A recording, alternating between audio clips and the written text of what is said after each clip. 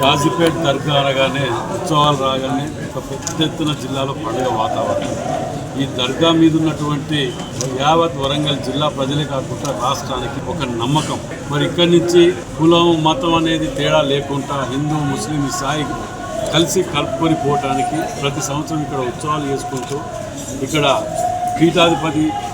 పీఠాధిపతి గారు కానివ్వండి, వారి కొడుకు కానివ్వండి, ప్రతి మతం నుంచి పిలిచి ప్రతి సంవత్సరం కొన్ని ఏళ్ల తరబడి నుంచి వచ్చిన ఆచారాన్ని భవిష్యత్ తరాలకు అందించే విధంగా ఈ యొక్క దర్గాని మనం కొలుచుకుంటుంటాం. కాబట్టి ఈ దర్గాని కాపాడుకోవాల్సిన బాధ్యత కులమతాలకు అతీతంగా అందరి బాధ్యత అనేది మనవి చేస్తూ, మరి దానికి ఇవాళ మంత్రివర్యులు నిన్న రావాల్సి ఉండే కొన్ని అనుకోని కారణాల వలన ఆగిపోవాల్సి వచ్చింది.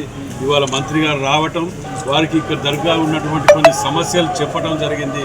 తక్షణం వాటికి ఇంత రిలీజ్ చేయడానికి కూడా ఆలోచన చేసింది. దాని మీద అయినాక చెప్తే బాగుంటుంది, ఇప్పుడు ఎందుకులే అనే దాని మీద ప్రాంతానికి సంబంధించి దర్గాకు సంబంధించిన కొన్ని ముఖ్యమైన అంశాలు నాకు వారి మత పెద్దలు చెప్పడం జరిగింది.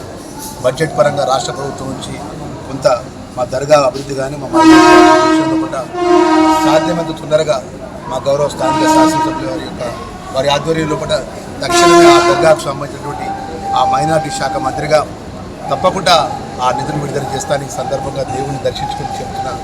మరొకసారి మా మీడియా మిత్రుల ద్వారా ఈ భారతదేశంలో తెలంగాణ రాష్ట్రం హిందూ ముస్లిం సిక్ సాయి అందరం కూడా అన్నదమ్ములాగా సామరస్యంతో సమగ్రతతో దేశంలో అందరం కలిసిమెలిసి ఉండాలని కోరుకుంటూ ఆ దర్గా ఆ దేవుడు అందరం కూడా చల్లగా చూడాలి.